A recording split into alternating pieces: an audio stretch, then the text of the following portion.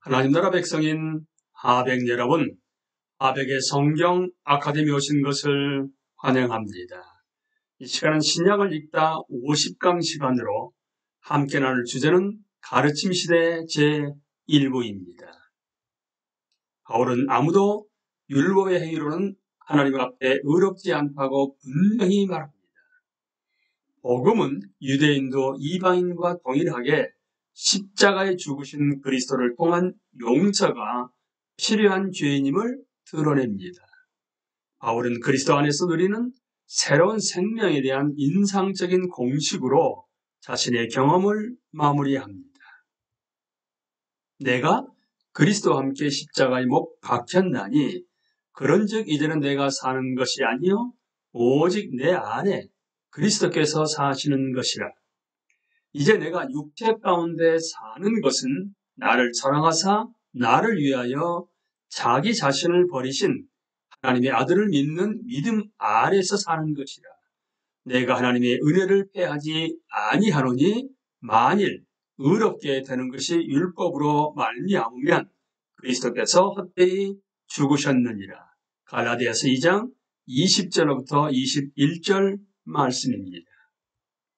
그러고 나서 바울은 갈라디아인들이 이미 경험한 복음에 호소합니다. 바울은 그들이 회심한 이야기로 시작합니다. 그리고 걱정스럽게 묻습니다. 누가 너희를 꾀더냐? 그들은 분명히 그리스도가 자신들의 죄를 위하여 십자가에 달리셨음을 배웠습니다. 그들은 자신들을 하나님의 가족으로 들이셨음을 확증하시는 성령도 받았습니다. 바울은 묻습니다. 너희가 성령을 받은 것이 율법의 행위로냐 혹은 듣고 믿음으로냐? 성령으로 시작하였다가 이제는 육체로 마치겠느냐? 이 질문들은 바울의 편지를 이해하는 데 필수적인 대조되는 두 짝을 소개합니다. 즉 율법의 행위, 문자적으로는 토라의 행실과 듣고 믿음이 서로 대조되는 것입니다. 이와 유사하게 육체라는 용어는 성령과 대조됩니다. 이 구절에서 강조하는 율법의 행위란 구체적으로 할례와 음식법을 말합니다. 그러한 의식은 이스라엘의 언약 공동체를 수천 년 동안 이 교도 세계와 구별한 것이었습니다. 하지만 바울은 새 언약 공동체는 그리스도를 믿는 믿음으로 규정되는 것이며 예수를 믿는 유대인과 이방인이 함께 구성하는 것이라고 주장하였습니다. 그들은 더 이상 구별되지 않으며 그리스도 안에서 하나가 된 것입니다. 이 새로운 언약 공동체는 민족이나 인종으로 구별되는 것이 아니라 오직 성령의 내주하심으로 구별됩니다. 바울은 성경에서 갈라디아인들이 경험한 것은 하나님이 직접 세운 구속 계획이며 아브라함에게 주신 옛 언약의 성취임을 강론합니다. 구약 연구에서 우리는 아브라함이 선물로 받은 믿음으로 의롭게 되었음을 배웠습니다. 바울은 할례의 증표를 받기에 앞서 그리고 신의 산에서 율법을 받기 전에 아브라함이 이미 믿음으로 의롭다 선포되었다는 사실을 강조합니다. 아브라함은 하나님의 구속 계획의 중요한 인물입니다. 왜냐하면 그는 율법의 행위와 별개로 은혜의 선물을 받아 믿음으로 말미암아 의롭다함을 입었기 때문입니다. 따라서 그는 믿음으로 의롭다함을 입은 본보기가 된 것입니다.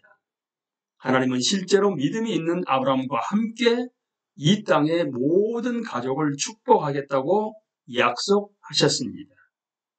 바울은 이렇게 하나님이 앞서 아브라함에게 복음을 선포하셨다는 점을 인지했습니다. 따라서 바울은 갈라디아인들에게 믿음으로 말미암은 자들은 아브라함의 자손이라고 역설하는 것입니다. 그리스도를 믿는 모든 사람은 약속된 하나님의 축복을 경험하고 믿음으로 하나님 백성의 일원이 되는 것입니다. 바울은 아브라함에게 베푸신 이 축복이 그 무엇보다도 우선됨을 강조합니다. 그런 하나님의 은혜로 아브라함의 자손들에게 율법을 베푸셨지만 율법은 하나님의 약속을 얻어내는 수단이 되지 못한다고 설명합니다.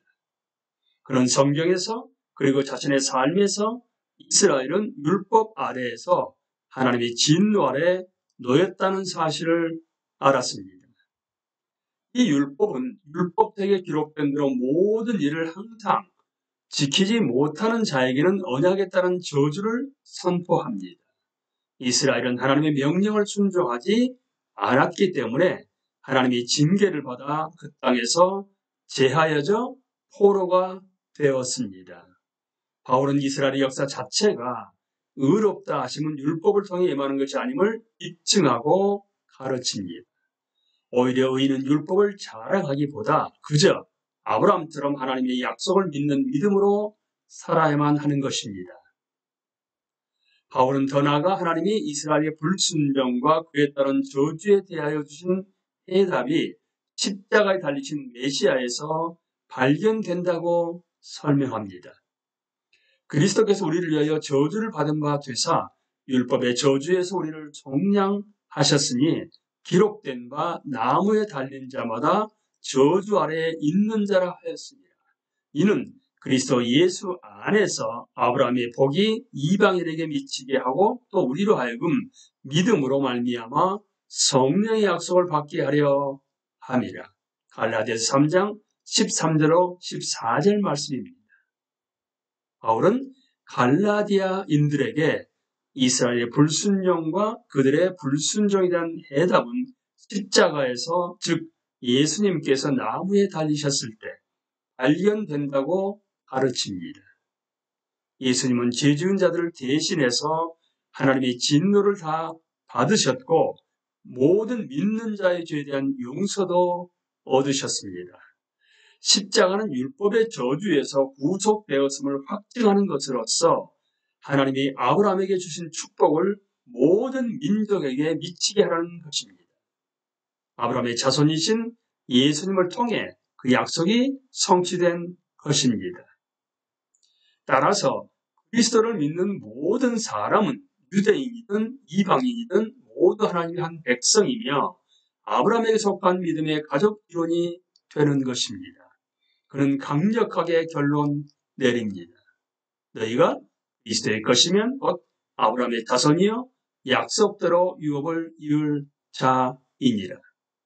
그리스도를 믿는 모든 자는 하나님이 그 아들의 영을 우리 마음 가운데 보내사 아빠, 아버지라 부르게 하심으로써 온전하게 자녀로 받아들여집니다.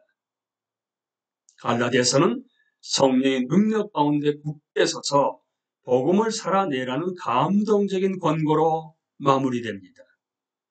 바울은 편지를 읽는 자들에게 종의 멍에를 지르는 모순에 빠지지 말라고 경고합니다. 그는 할례를 받는 자들은 그리스도에게서 끊어지리라고 언명합니다. 동시에 바울은 갈라디아인들에게 그리스도 안에서 그들이 누리는 자유를 육체에 탐닉하는 방편으로 삼지 말라고 권고합니다. 바울은 육체의 일과 성령의 열매를 극명하게 대비시킵니다. 믿는 자들은 성령으로 살기 위해서 육체와 함께 그 정욕과 탐심을 십자가에 못 박아야만 합니다. 열매 맺는 새 언약 공동체는 사랑으로서 역사하는 믿음으로 말미암아 성령의 능력 가운데 토라를 성취합니다. 바울은 말미에 그리스도 안에서 할례나 무할례가 중요한 아무것도 아니로되 오직 새로 지으심을 받는 것만이 중요하니라고 화관합니다.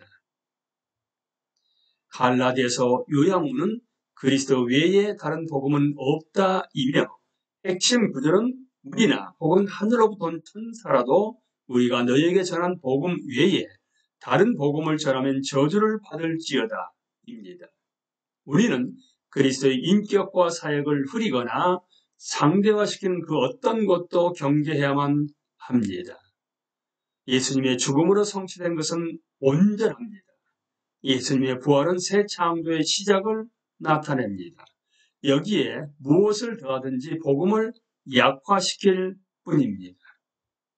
복음을 지지한다는 것은 아무런 관심이 없는 이 교도이든 또는 문화적으로 문화적으로만 종교적인 사람들이건 누구나 회개와 믿음이 필요하다는 뜻입니다.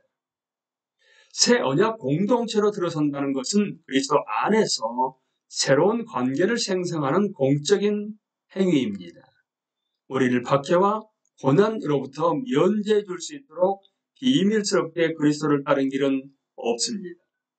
오히려 새로운 언약을 믿는 자들은 유대인이든 이방이든 성령으로 충만하여 그리스도의 길을 함께 걸음으로써 그리스도 안에서 하나님의 구속 계획을 경험해야만 합니다. 우리는 이 시간에 가르침 시대의 제1부 중에서 갈라디아서에 대해서 함께 나누었습니다. 강의를 마치겠습니다. 감사합니다.